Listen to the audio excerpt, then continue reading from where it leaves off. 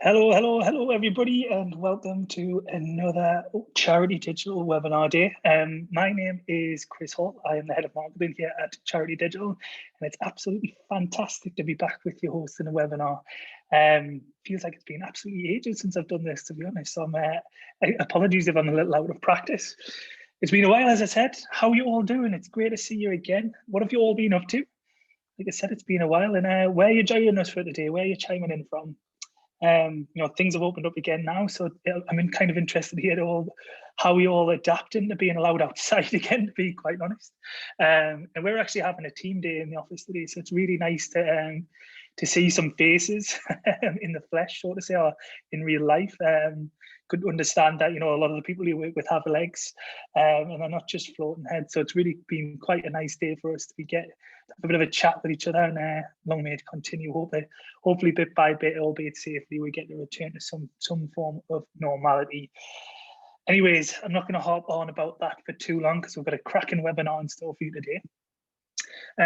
You may have heard us say in our kind of one of our previous webinars or through our various channels recently that we have seen a huge drop in engagement with cybersecurity content. And in reflection, rightly so in some ways. Raising money and delivering the services that are really important is what we kind of had to focus on when lockdown first hit. But the more I think about that, the more I've realised that we're a year on, and the evidence that charities are being targeted more and in more sophisticated ways as well is becoming quite overwhelming. With more remote working comes more devices and more places, and as charities, we are more vulnerable than we kind of ever have been before. Something I came across quite recently was quite poignant, and that's of all the reported breaches to the ICO in the last year, over half were as a result of phishing. And obviously, if you've been following us, you realise that was something we were included in as well in one of a recent cyber attacks, which is kind of proof in the pudding that even the more cyber aware organisations like ourselves can still be a victim of this kind of relentless and frankly quite clever efforts of cyber criminals. For me, I think the worrying truth is that we're all really aware of cyber threats, but aren't all acting on that knowledge or taking the necessary steps to put it into practice. And I think the only way we're going to really enact true change in the sector is through you.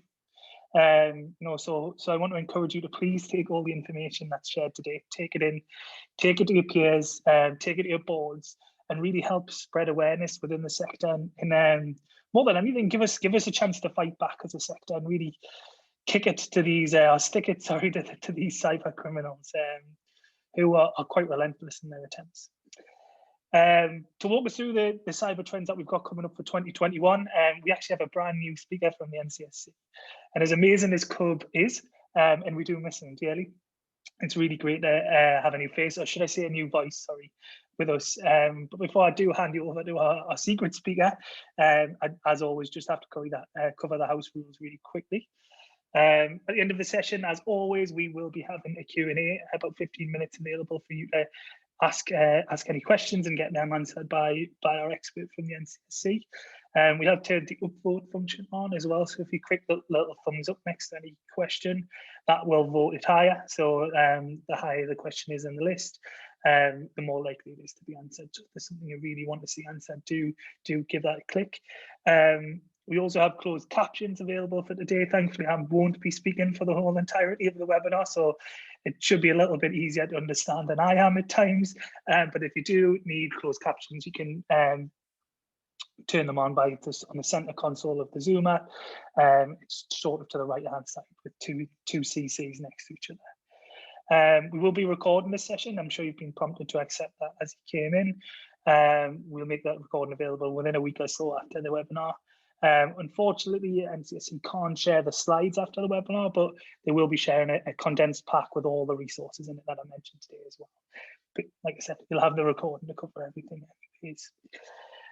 Today's webinar is it's very interactive, and that's kind of what we're shooting for with these going forward. Webinars are all about you. So really use the chat function to get to know each other, to share your stories and share tips that you found in your organization. There'll be a lot of polls throughout the webinar, and I believe there's going to be a lot of multiple choice questions going into the chat as well. So join in and get as much out of it as you want. It's really on you. So, without further ado, I'm gonna disappear, and I'm gonna introduce Chris from the NCSE to take us on. Welcome, Chris. Afternoon, Chris. How are you? I'm doing well, thanks. How are you? Excellent. Good to hear.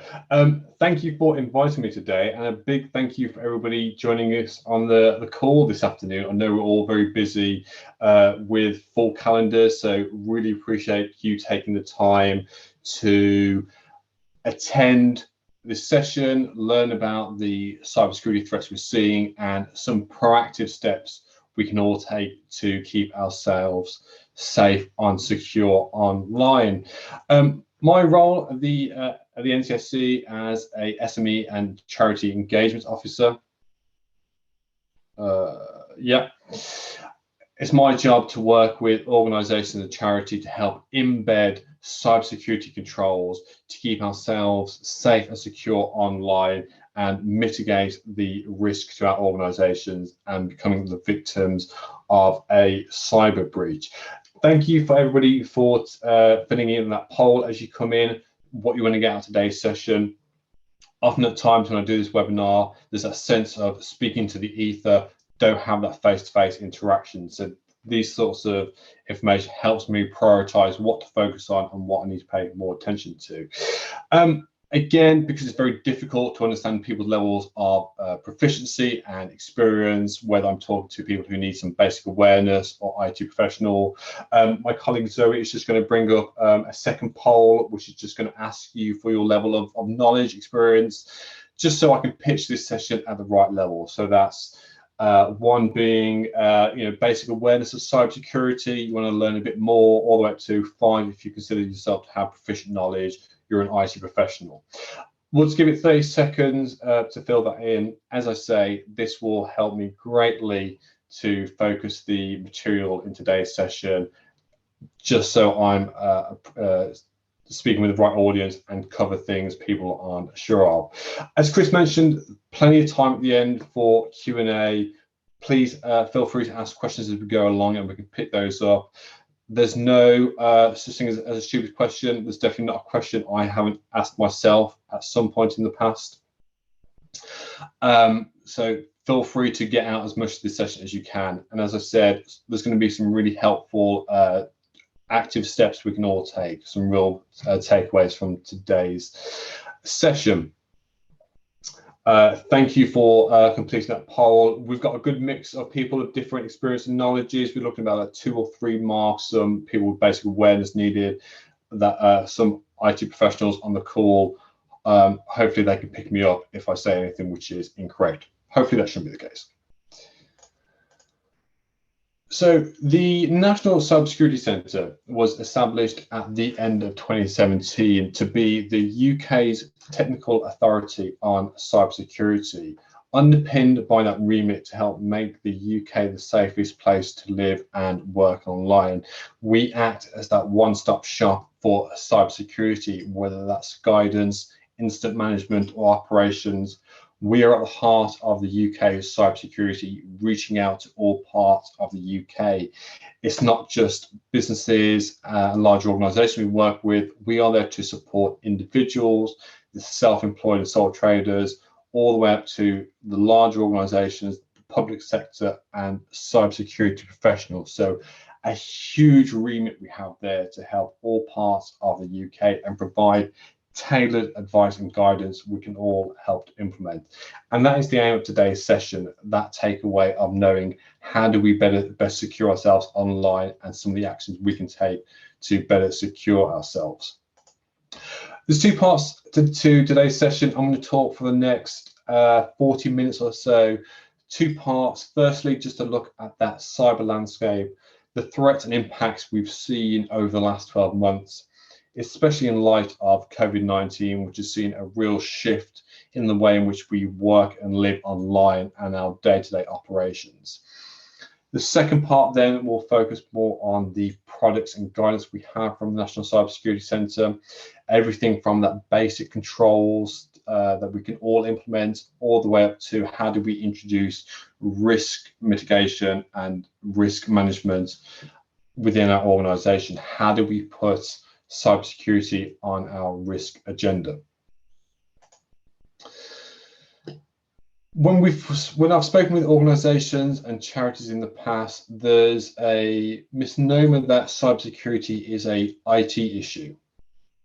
That in the event of a cybersecurity breach or incident, the IT department will be front and center to resolve the incident, and it's for them to deal with alone. That is no longer true. Cybersecurity is much more than just the technology and the infrastructure we have in place. It's about the people and the processes that make up our organization. It is important that we have the correct technology in place, whether that's updating our systems, backing up our data, or having the correct firewalls in place. But it's the people at the heart of this which creates that cybersecurity resilience. In the event of a cyber incident, you'll have to draw on your IT department, HR, legal, admin, the exec board. There's not one part of an organization that cybersecurity doesn't reach. And it's important that the non-exec and exec board prioritize that risk across the organization and see this as a much wider result than just the IT department. And right there as well, it's about having the correct processes in place. What is your organizational process for responding to a cyber incident? What is your process for updating that technology? What is the process for delivering staff awareness training? Taken as a whole, these really form our cyber resilience, that ability to cope with unforeseen incidents, both malicious and accidental. It's the ability to respond and recover quickly if and when a cyber incident occurs. And we need to recognize that threat actors don't just come in one shape or flavor. There are numerous threat actors, from our cyber criminals, the nation state, insider, hacktivists, and terrorists, all of which will have their own techniques, tactics, and procedures, and their reasons for carrying out malicious activity. And as it says there, given enough time, motivation, and means, threat actors can break any system or any security we have in place. Our collective job then is to make our cyber landscape a hostile environment as possible to prevent threat actors being successful in their malicious acts.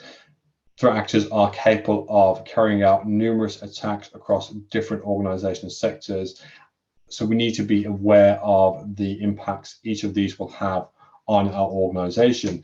And this curtails quite nicely into the cyber attacks we're seeing.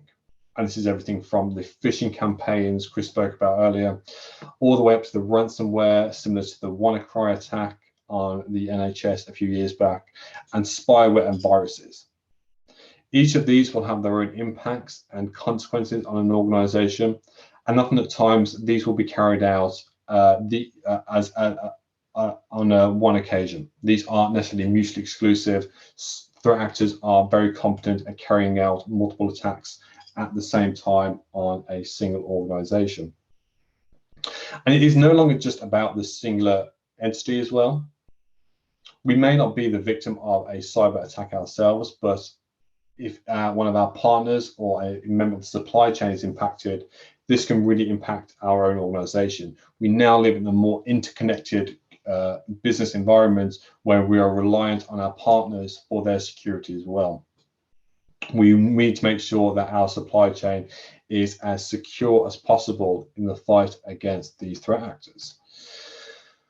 And with COVID-19 as well, it's really shifted the landscape. We've all now moved to distributed or remote working, and that hybrid working of either working in the home or in the office, which means that there is now a threat vector and vulnerabilities that we now introduce into our organization. We are reliant on the end users' home security, whether that's on their broadband or their network.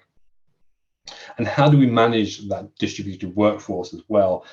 The IT department, IT managers need to know how to support the distributed workforce, but at the same time, Making sure that the end user, our employees, our colleagues know where to turn to if they have a problem or suspect a malicious activity.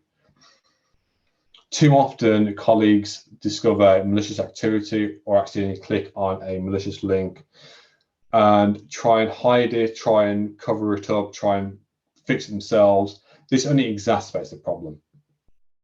This is at a great organizational level as well. Too often organizations want to deal with it in-house and not reach out to their wider stakeholders. I'll touch more on that later on about the importance of communicating up, down, left, right when it comes to a cyber incident. And again, moving to virtual meetings, making sure our video conferencing services are secure, and making sure that our overall online security across the network is as secure as possible. For those IT managers, professionals on the call, make sure that your organization has a policy in place which covers remote working.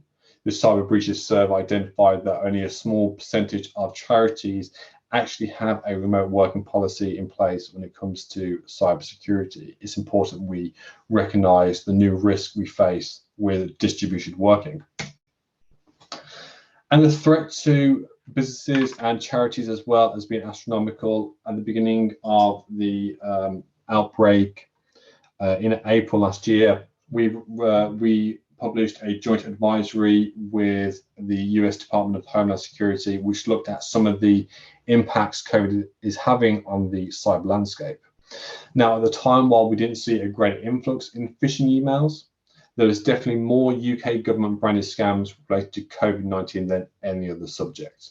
And we saw more targeted attacks on SMEs and charities relating to COVID-19.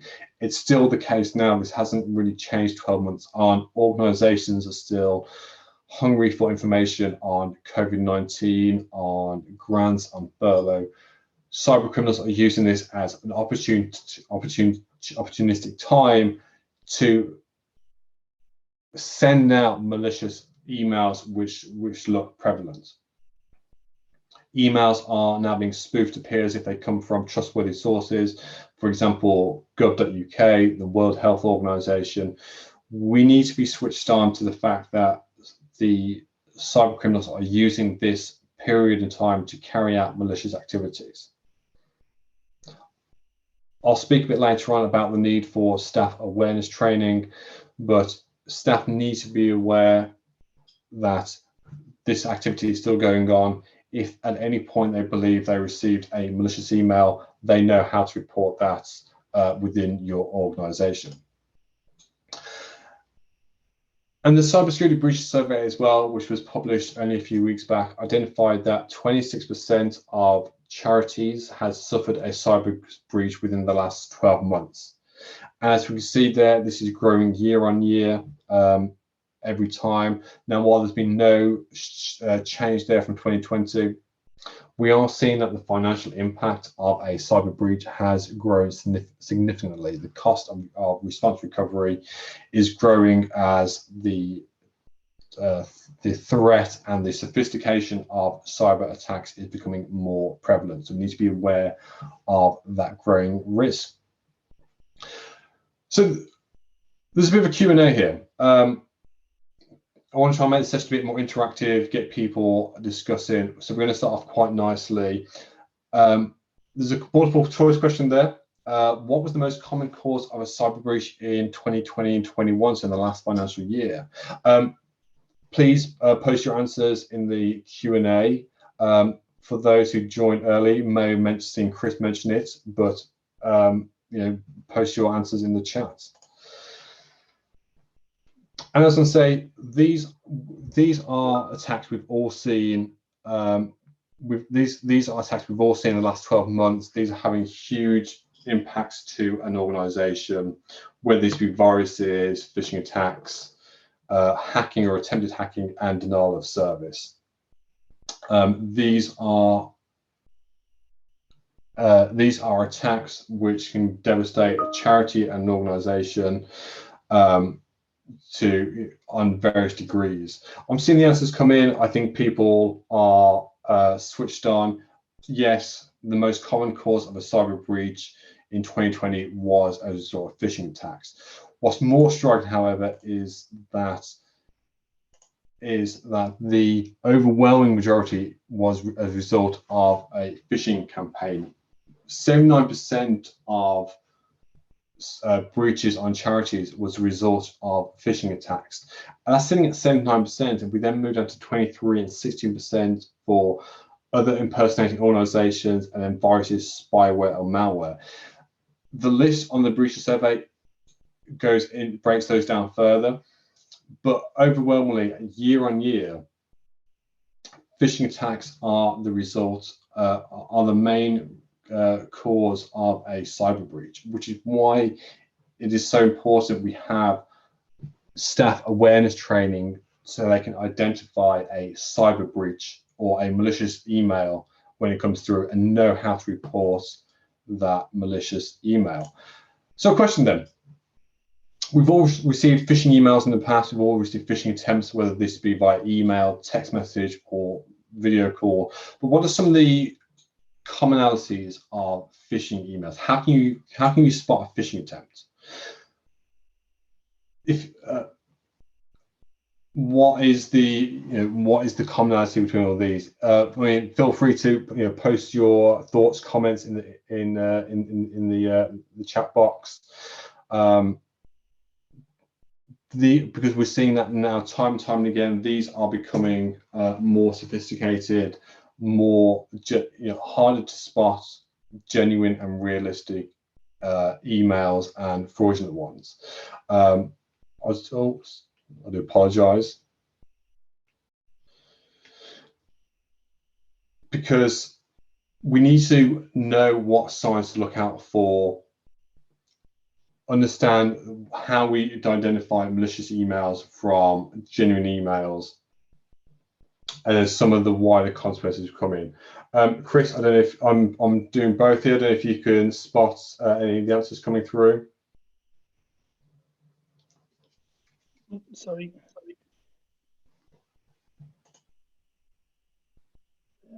Sometimes we've got a few coming in various places. I'm just trying to. That's fine, mate.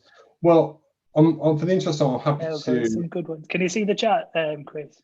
I can, mate. Oh, here we go. Plenty coming in. Yeah, absolutely. Yeah, HMRC. So just to pick up a few of these then. So smishing is a phishing attempt via a text message. So these take form of text messages coming in, and oftentimes these will purport to be from gov.uk or HMRC about tax rebates, or a previous car accident. These are sorts of things that are coming through. I'm seeing some of the answers. I completely agree with all of those. The signs of a phishing attempt is always around poor spelling, grammar, punctuation, that generic greeting, a sense of urgency. Threat actors and cyber criminals, fraudsters, scammers will put pressure on the victim to make decisions without thinking. Apply pressure, so they put them in a high stress environment where the victim doesn't really think about what they're doing and potentially hand over sensitive information or money to that fraudster. And we're seeing time and again emails from high-ranking people within organizations, where cyber criminals are purporting to be CFOs or exec members, requesting a payment made to a particular bank account. And because that email is coming, it appears to come from a trusted source, the finance team or whoever is responsible for the finances trust that this is a genuine request. And we've seen organizations, charities lose hundreds of thousands of pounds just by not checking if that is a genuine request. And again, that offer of money or exclusive benefits. So if your organization or if you receive a suspicious email reporting point, you can report those to us at the NCSC at report@phishing.gov.uk.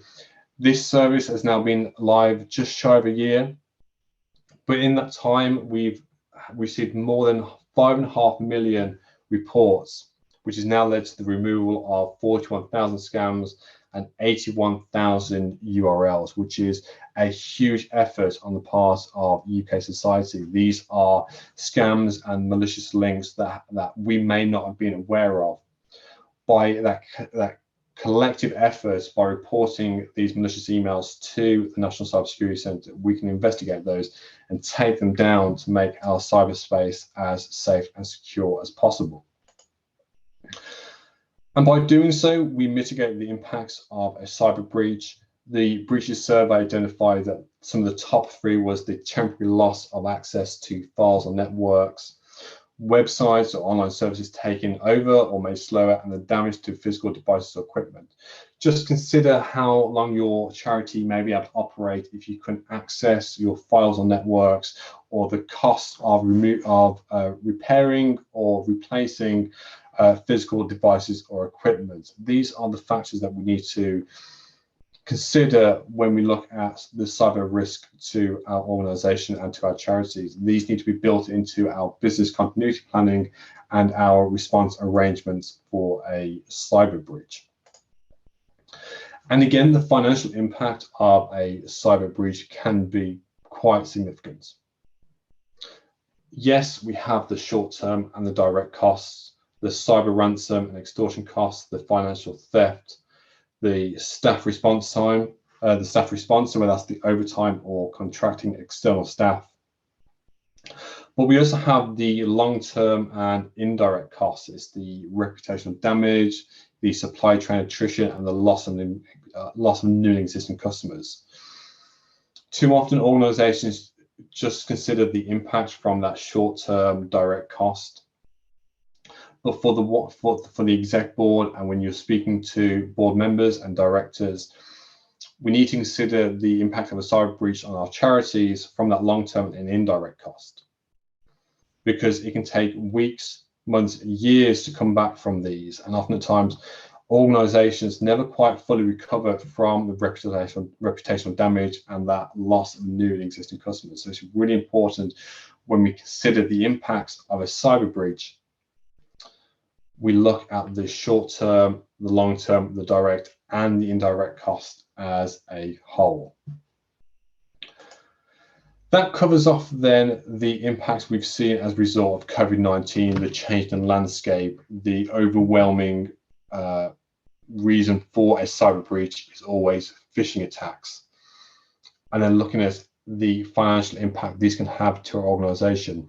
What I want to do now then is move into the products and guidance we have from the NCSC to help protect against those core threats. And I want to start off with the simple controls we have in place, the cyber aware campaign, moving into the 10 steps to cybersecurity, which looks at prioritizing the cyber risk in our risk management policies. We relaunched the Cyber Aware campaign at the end of last year, and this is the 6 controls all organizations and all charities should be implementing. Now, I'm a big champion of the Cyber Aware campaign because these are controls that we can all implement in our day-to-day lives. So this is working for us not just in our professional lives, but in our home lives as well.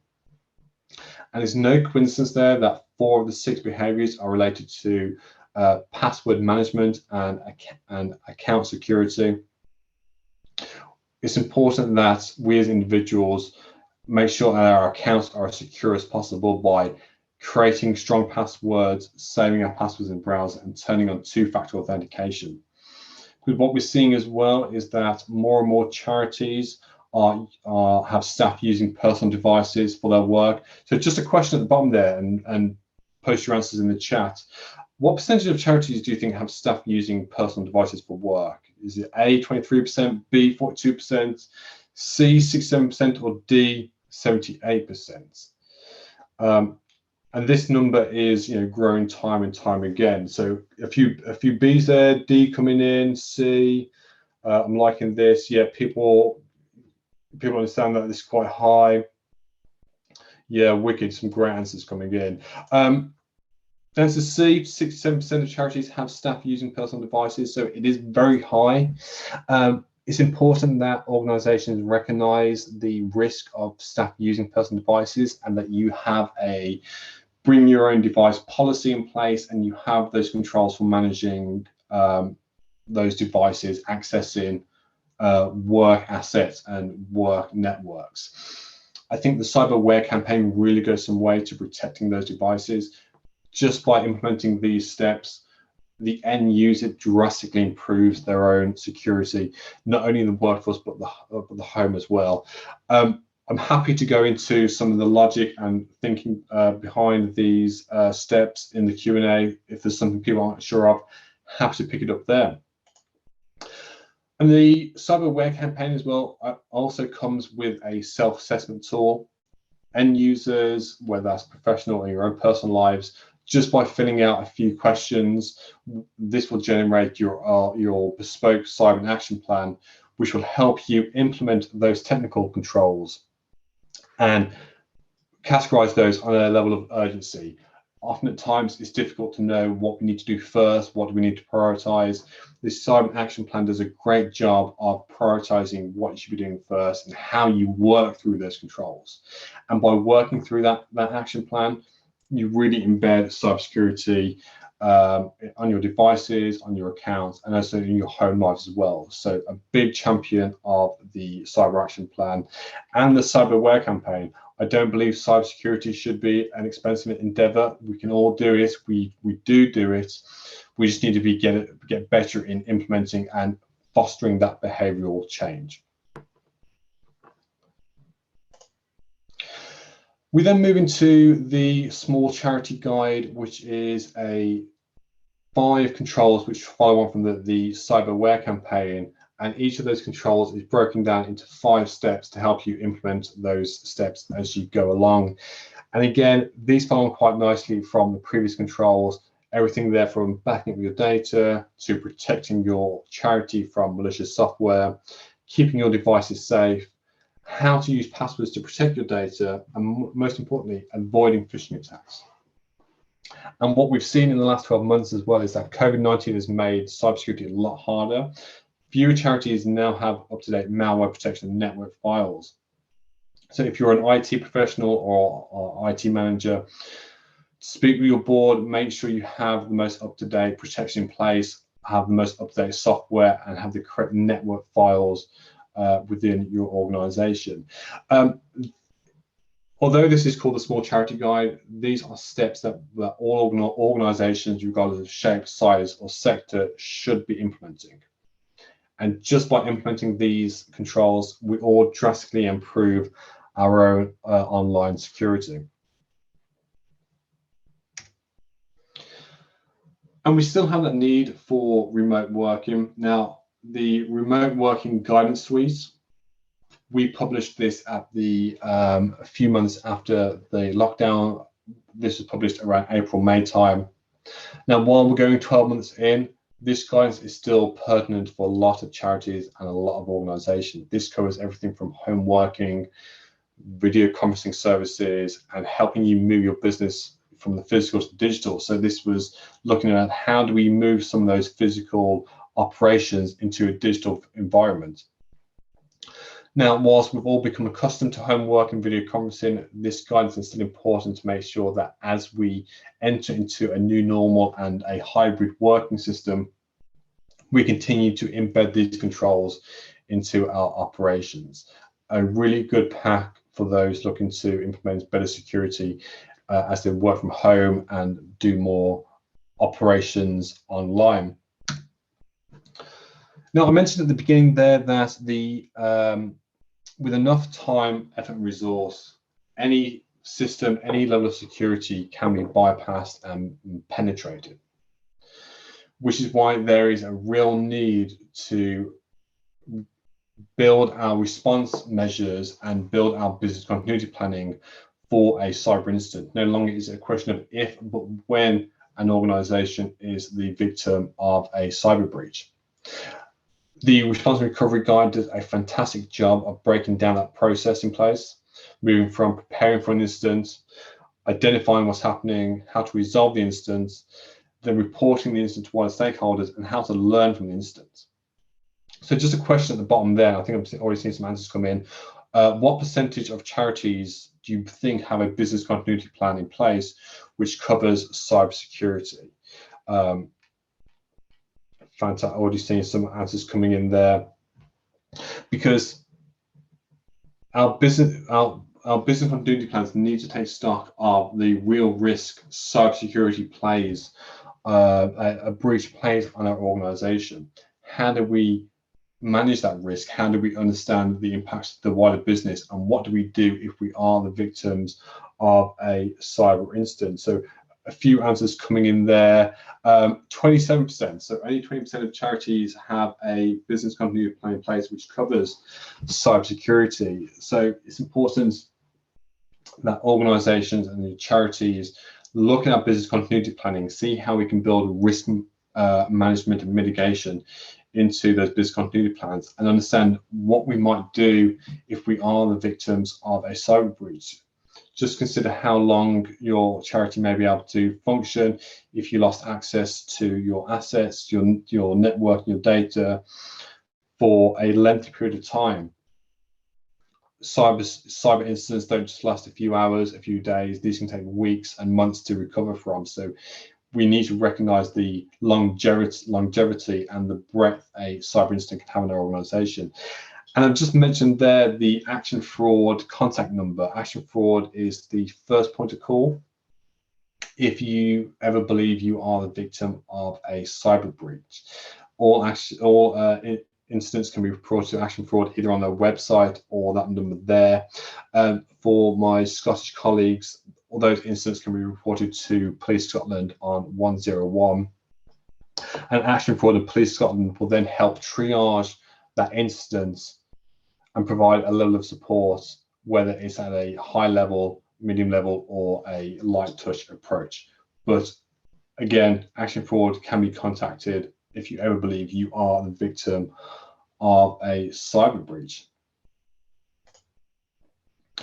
And then as we move on that cyber journey into greater complexity, we have the 10 steps to cybersecurity, which breaks down our cybersecurity posture into 10 easy to manage steps, which looks at everything from our network security, user education awareness, our malware prevention, and monitoring incident management.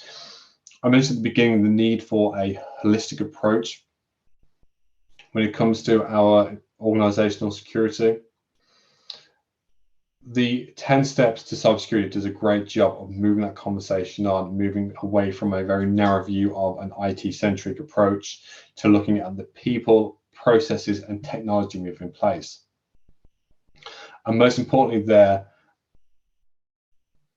answering how we set up a risk management regime within our organization, that three circular approach about making cyber risk a priority for the board, producing supporting risk management policies, and determining a risk appetite. Charities in particular need to look at the risk management regime, the risk policy to our organization, and the work we can do to implement some of these controls. For those IT professionals on the call and for those end users, the 10 steps to cybersecurity is a fantastic piece of guidance to help us implement controls at a much higher level. And I've mentioned before the need that cyber criminals will go after any system can be broken with enough time and resource. Like ourselves, threat actors are limited by time and resource. They want to go after the low-hanging fruit, the easy targets. If a cyber criminal or a threat actor tries to attack a charity which has a high level or a certain level of security in place, they'll go elsewhere. They'll go to other organizations, other charities who don't have such stringent security measures in place, have colleagues using weak passwords. We need to recognize that just by creating that foundation, that baseline, we deter a lot of cyber criminals and make the environment that much more harder for them to reach us at the end user level and impact our organization.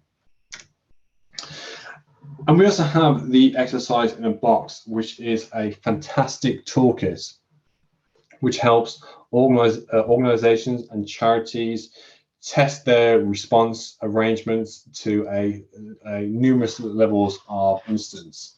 The exercising box offers a suite of tabletop exercises that charities can work through to understand their current posture, where improvements need to be made, and what controls need to be put in place should a real event occur.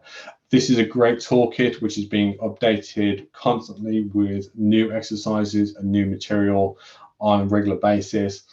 And we've just released a series of micro exercises for those smaller organizations.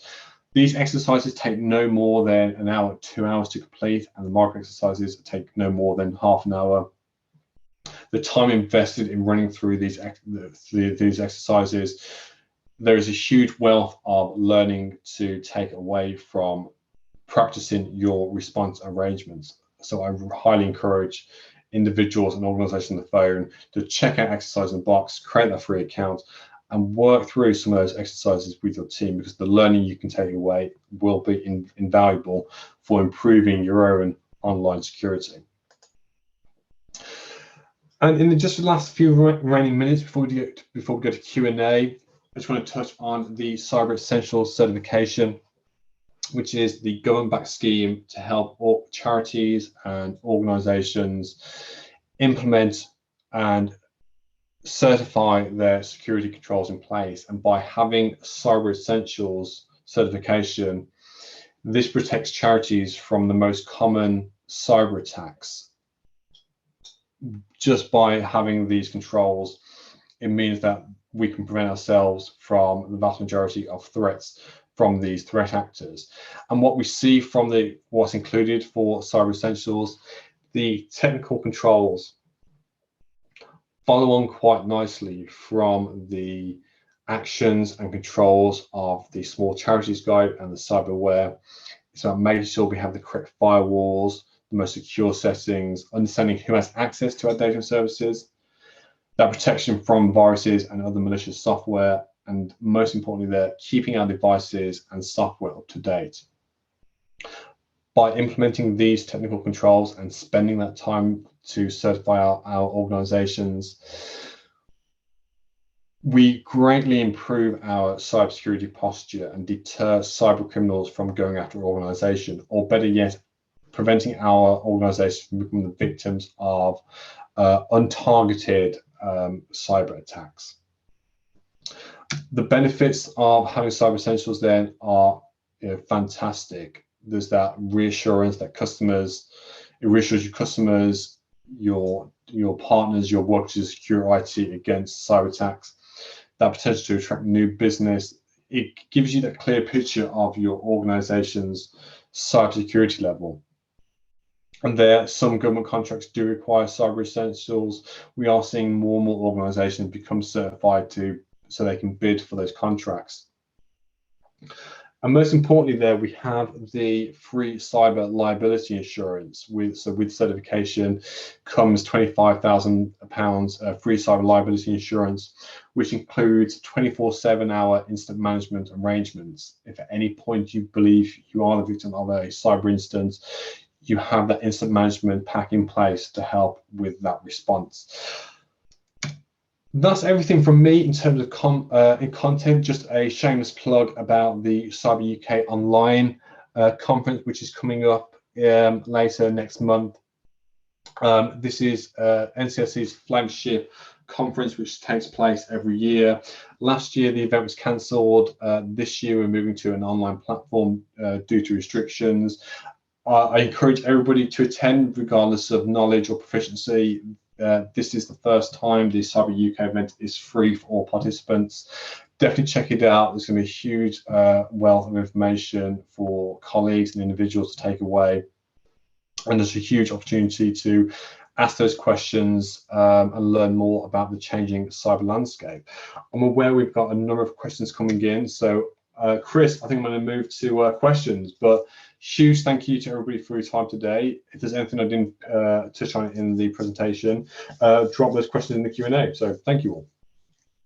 And a huge thank you to you, Chris, as well. Thanks for that. I found that really, really interesting.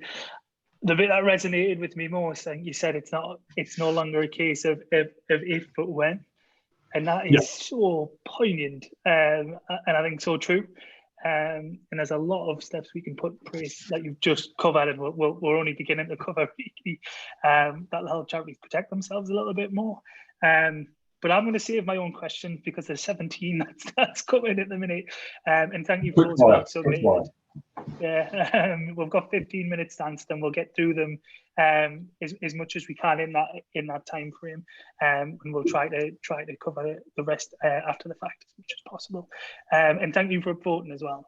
So I'm going to start at the very beginning from a question from an anonymous attendee. Thank you for that. The question is: as a very small charity run by 3 volunteers, we don't have a separate IT team or security expert. Everything is hosted on home systems or Google networks with donation streams hosted by external parties, not us. If you could give just one tip for a tiny charity like us to improve cybersecurity, what would it be? Fantastic question. Yeah, definitely. That is a fantastic question. A bit of a cop out, but my one tip would be 6 tips, if that's fair to say. But it is first and foremost the cyberware campaign and those 6 controls. I'm a big advocate that cybersecurity shouldn't be costly. We shouldn't have to invest in huge amounts to secure ourselves online. And in fact, there are some very easy things we can do, and oftentimes we are all doing to secure ourselves online.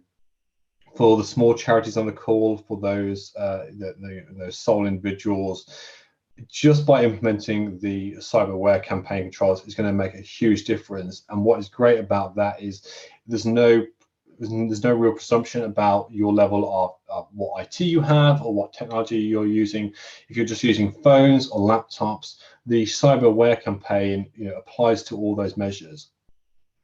And you're going to do some great work just by having secure passwords and make sure your accounts are secure. And just by implementing those, we drastically improve our cyber security and deter cyber criminals. Because cyber criminals, much to people's, I think there's a misunderstanding about cyber criminals being very clever and effort. Cyber criminals are quite lazy. They're after the weak passwords, the weak accounts. If you change your password from password 1 to 3 random words, that is going to make all the difference in the eyes of your cybersecurity. I could go on. I think there's some other questions in that similar vein. Yeah, no, great point. I think the essence of that is there's a lot of learning you can do using resources that exist. But to your point about it not being costly as well, there's a lot of free tools that you can use that we actually house on our Exchange, our product platform as well. Okta being a password tool you can use. I think it's free for a certain number of people within an organization. You say you've only got 3, but one of the biggest ones that we have at the minute that is free for small charities is Scurio, which is a sort of data breach detector. So it detects when people have got email addresses and data from your organization. So I would recommend going into the product side of Charity Digital and have a look there as well. I'll move on anyways from next question from Paddy. Why should we save our passwords in our browser? Doesn't this provide a weak link to any potential scammers? Yeah, definitely. And it's a question I get time and time again. The reason, the short answer we say to save your passwords in your browser is to prevent poor password hygiene. We've all been guilty of reusing the same passwords. I've definitely been guilty of doing so. And by reusing the same password or some variation of that password, what that means is that should a cyber criminal gain access to one of those passwords, or if there's a data leak and your password comes up, cyber criminals will then try that password for your other accounts. And if you're using the same password, you are basically given the keys to the kingdom to those cyber criminals. But by saving your passwords in a web browser, it does 2 things. First and foremost, it means you can have a separate password for every account, but you don't have to remember those. I think the problem we all have is there are so many passwords to remember. If you save your password in the web browser, you have a separate password for those accounts, and you don't have to remember those. And secondly, it prevents fake websites being gathering those credentials. Let's say you have your you have an account with let's say HMRC, you log into HMRC, and your web browser is set to autofill those details. If you then click on a malicious link which takes you to a HMRC lookalike website, the web browser will identify that what you've clicked on isn't the genuine website and will prevent the browser from autofilling those details, thereby preventing you giving the information to your to the cyber criminal. And what's great about setting a password in web browser as well is that so long as you're using the same browser, you can access those passwords on multiple devices. So whether you're using that browser on your phone, laptop, tablet, so long as you're logged into that web browser, you can access those accounts from any device because your web browser knows that those accounts belong to you. The caveat to all of this is first and foremost, make sure that you're using a safe, a strong password for your login for your web browser. Using password one for your accounts for your passwords isn't a smart idea, and then making sure that your web browser is up to date across all your platform. But again, all of these actions are covered in that cyberware campaign. It's about no one action in the campaign will protect you. It's about building them all together, that defense in depth that we're really after. Google Chrome is really good at identifying when you've got multiple passwords in multiple places. If you use that as your browser, I can't speak for the others as I tend to be more Chrome orientated, but I found that a useful tool recently where I'm saving them, and if I've saved one that I've used before, it tells you to use something different. That's really. I recently had it. To your point about HMRC as well. I recently had my Facebook hacked a couple of months ago, maybe, which you don't think is a big thing personally wise, but as you know, head of marketing here, I'm tied into all the work accounts as well.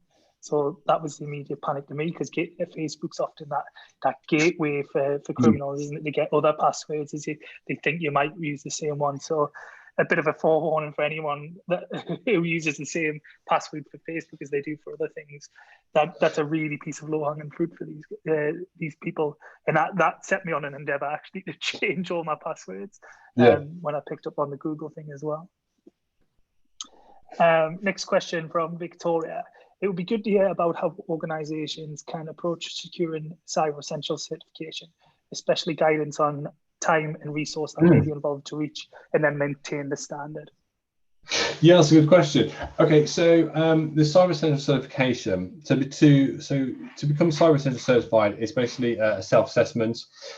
You assess yourself against those controls, and then once you've completed those controls, that is then certified by a certification body, and if that meets all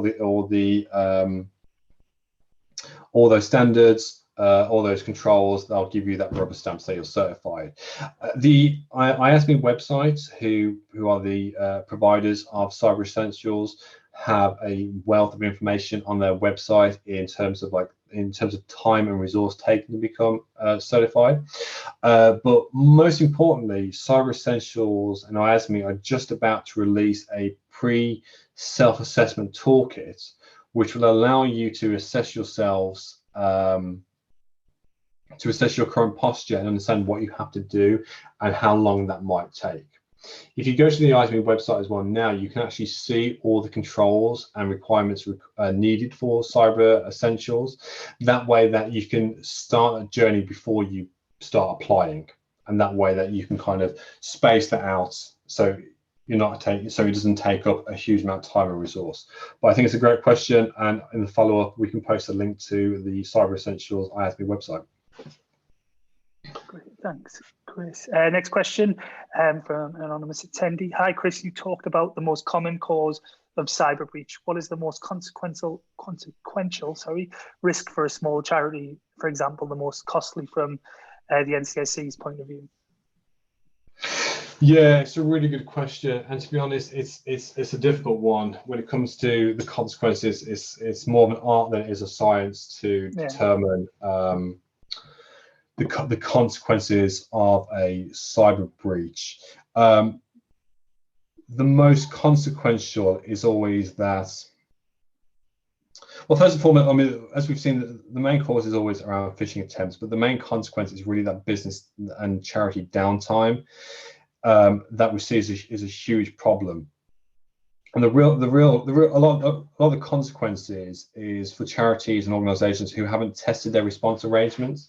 When they are the victims of a cyber breach, they haven't tested their response arrangements. They haven't included it in their business continuity planning, and this is really where the financial impact starts to show up. The longer you're in that response phase and recovery, the greater that amount becomes. If you can nip a cyber breach in the bud as soon as possible and recover, you drastically reduce that cost. I know for businesses, the average annual cost to a business who suffered a cyber breach was £8,000 in the last 12 months. I believe that's a little bit lower for charities, but again, it's more of an art than it is a science. A small cyber breach can cost tens of thousands of pounds. A big one can be a small cost. It's really about your response and recovery to that cyber breach. Yeah, I agree. Because there's lots of different ways it can be affected, not just financially implications, but obviously opportunity cost that comes with that financial cost as well as trust. And I think that's often the big one. Certainly from our point of view, we had sort of a crisis management process in place for general things. So we managed to, once we discovered it, we managed to nip ours in the bud quite quickly. But we actually didn't discover it for a week to 10 days, which, even being a cyber conscious organization and having all the tools and tech in place that we do, it still managed to slip through our net, which kind of, like I said at the beginning, proof in the pudding that we found where our holes were, to the when not if scenario kind of definitely as well. But trust was the biggest thing that we worry about. Obviously, we're slightly different to a lot of charities online today who might hold really sensitive data, be it on service users or be it on donors, where that's to lose that data to a criminal is pretty big. You'll lose a lot of trust. And we found it our course of action is to get out ahead of it and be honest. And there's a webinar you can all go back and watch from way back when, where we pretty much walked everybody through what had happened to us and what we've learned from it. So that would be kind of the way that's our experience in it and what we learned from it and what we've done since. Anyways, we'll move on to the next question. From John Clark, what is the best way to get policy converted into actual behaviour change? That's a big question. That is a big question, and one I would love to spend a few hours going through.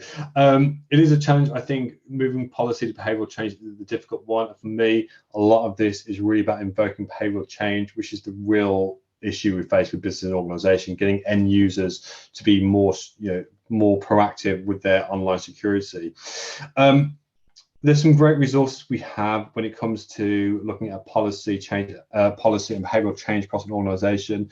Start with the board toolkit. Now, while it's aimed at boards, there's some great questions in there for assessing your cybersecurity and behavioural posture across the charity and organisation, because that will then help get buy-in from those higher up. I think if you're really looking at behavioural change, really make sure that your directors, your execs are proactive in cybersecurity. They understand the risk and lead by example. I think that's a big one. If you see that managers and the execs are taking a course of action, it encourages the end users and your staff to implement better cybersecurity controls. And raise awareness, I think, is a big one. Just to answer a question further down that I just saw as I was going through, NCSC does have a top tips for staff, which is an e-learning pack, which is a 30-minute training module which walks through the top cyber threats, what to look out for, how to be more secure online, which can be completed by anyone within an organization, whether they be directors, HR, finance, legal. And this is a great pack for all individuals to complete. That is currently under review at this time, but I believe there's going to be a new version posted at the end of this month. But in the meantime, I can post a link out to there. So at the end of the month, we have a new formed, fresh training pack for all individuals. Champion, thank you for that. And one very quick last question, because I'm conscious of it being close to 2 o'clock. The report at phishing.gov.uk, can the contents of text messages be sent to that as well, or is it just emails for now? So text messages can be sent to us for investigation. I believe the contact, so if you receive suspicious text messages, they can be reported to NCSC at 7726. So if anybody receives a suspicious message, they send those to 7726. Perfect. Well, that's about all we've got time for today. Massive thank you to Chris and the NCSC for delivering an incredible session. Thanks, Chris. Really appreciate it. As I said in the beginning, it really is on us to encourage this much needed adoption of cyber awareness and the tech to help us prevent it. So please take all the learnings that Chris has shared from today and take it back to your colleagues, share it with your leadership teams and peers from within the sector as well, and help us fight the good fight. There's obviously hundreds of cybersecurity resources both on the NCSC's website and our website as well. We actually have our own cybersecurity hub, which you can find at www.charitydigital.org.uk/cyber-security. This includes the essentials to get you started, some really helpful tools and resources, and some training as well. There's some really interesting articles and podcasts from sector and tech experts there as well. You can follow the link I've just mentioned, and I think Zoe might be popping it in the chat for us. So you can give that a click and a follow now as well. Next webinar will be in 2 weeks' time, and that's going to be from Coopsies, very poignant one about how we can start to prepare yourself for hybrid learning as we enter that environment in June. We also have a podcast out at the minute that's all about social media, which is a really interesting one to get your teeth into. And for the marketeers out there listening today, we also have our Be More Digital Marketing Day on May 20th, which is a full day's event of webinars, which is dedicated to all things marketing. As it stands, we've got sessions on user experience, social media, and email marketing, and we are adding more on the daily. So head over to the website to sign up now. Big thank you once again to everyone for coming today, and a huge thank you once more to Chris and the NCSC. We'll see you next time.